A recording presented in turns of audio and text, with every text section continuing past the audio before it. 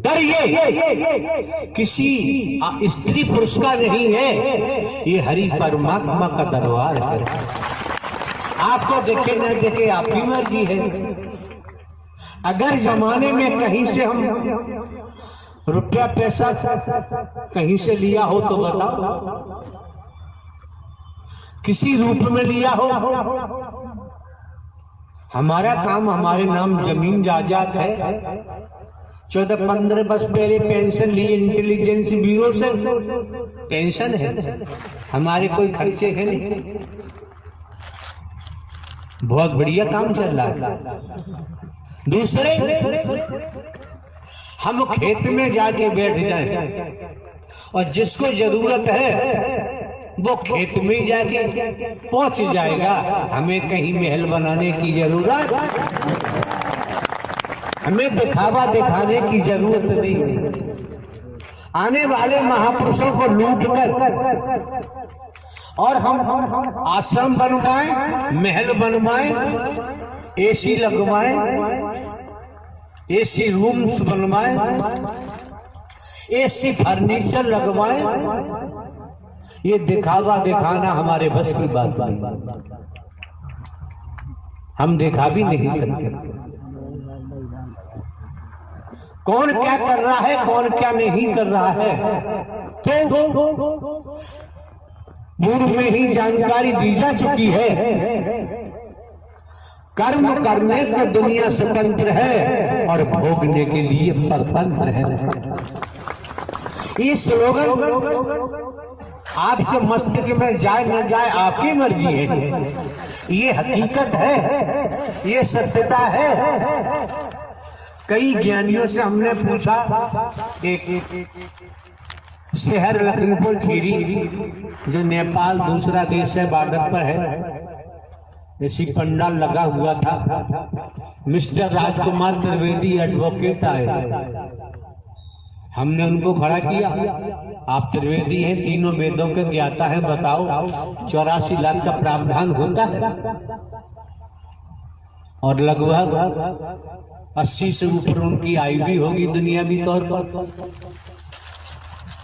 50-60 साल बताते हैं, वकालत करते हो गई, वकील हैं। तो उन्होंने कहा कि वेदों के मुताबिक होती है।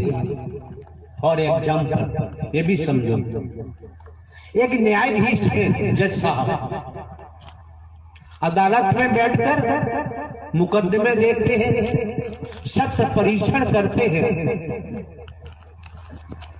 जितनी भी विधिक कानून के तरीके से प्रक्रिया पूरी हो जाती है, होने के बाद अपराध सिद्ध होता है तो अपराध के मुताबिक 10 वर्ष की सजा, 20 वर्ष की सजा, आजीवन कारावास, कुछ ऐसे सेक्शन अपराध हैं फांसी की सजा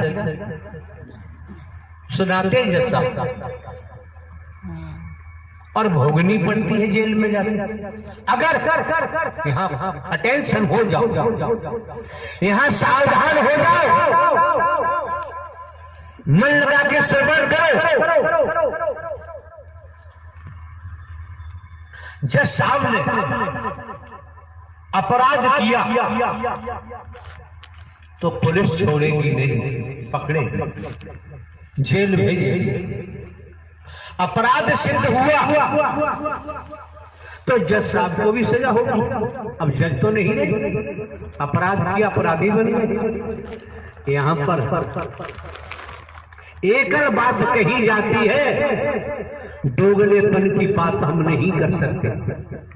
आना हो तो आओ, ना आना आपकी मर्जी, आपकी मर्जी है। भले ही हम हरकारा चौकीदार बन के बात करते हैं, लेकिन हरि परमात्मा के नाव में बैठ गए तो भव से बेड़ा पार हो जरूर होगा, जरूर होगा। न होने का तो सवाल ही नहीं। अपनी नौका में बैठे रहे तो आप जाने, आपका जाने काम।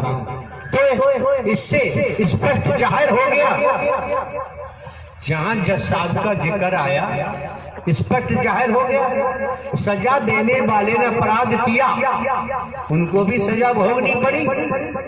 इससे प्रतीत होता है पूरे ब्रह्मांड में कर्म का खेल था, है और रहेगा। कर्म की मार से जगत में कोई बच नहीं सकता। राजा हो चाहे रंग बली हो चाहे औलिया, संतरी हो चाहे मंत्री, अधिकारी हो चाहे कर्मचारी, कोई भी हो, कर्म के भोग से कोई नहीं बच सकता। बात आगरा की चल रही थी, जो उन्होंने किया है, भगवती बनी है, विश्व मोहनी बनी है, मैं निराकारी विश्व मोहनी बन के आया हूं। वो लोग मौजूद हैं जिसके परिवार गए, उन्होंने बताया। तो देखो सीधी सी बात है, बात द्वापर की होती है। श्री कृष्ण जी का नाम आता है, 16 कलाओं का जिक्र वेद शास्त्र पुराणों में आता है, ज्ञानी जन बताते हैं। तो कुरुक्षेत्र में कौरवों और पांडवों में युद्ध चल रहा है, संग्राम चल रहा है। अब आप समझिए, लेख के मुताबिक 16 वर्ष की आयु में अभिमन्यु का वध, योद्धा घेर के अभिमन्यु का वध कर देते हैं, मार देते हैं। और वो अभिमन्यु लेख के मुताबिक श्री कृष्ण की बहन सुभद्रा, सुभद्रा का बेटा अर्जुन का बेटा, सुभद्रा की शादी अर्जुन के साथ की गई, ऐसा लेख कहता है। और वही श्री कृष्ण जी का भांजा और श्री कृष्ण जी का शिष्य। तो बताइए आप, कोई बताए श्री कृष्ण क्यों नहीं बचा पाए? श्री कृष्ण क्यों नहीं बचा पाए? कैसा ढोंग किया जा रहा है? दोबारा शिकायत मिली, अच्छा नहीं होगा कोई भी हो। अपने घर में भगवती बनो, दुनिया में बनो, यहाँ आने की जरूरत नहीं है। जो बनेगा उसे झेलना ही पड़ेगा। क्यों? हमारे द्वारा पूर्व में भी कहा गया है, जन्म लेने वाला मरने वाला न परमात्मा था, न है और न ही होगा। बेटा कभी बाप हो ही नहीं सकता। ये बरती बेवजह नहीं मिली है, संस्कारों के कारण मिली है। फिर देखो, मुनि वशिष्ठ पंडित ज्ञानी, वेद ज्ञानी जन, संत जन वशिष्ठ जी को ब्रह्मा का अवतार मानते हैं। मुनि वशिष्ठ पंडित ज्ञानी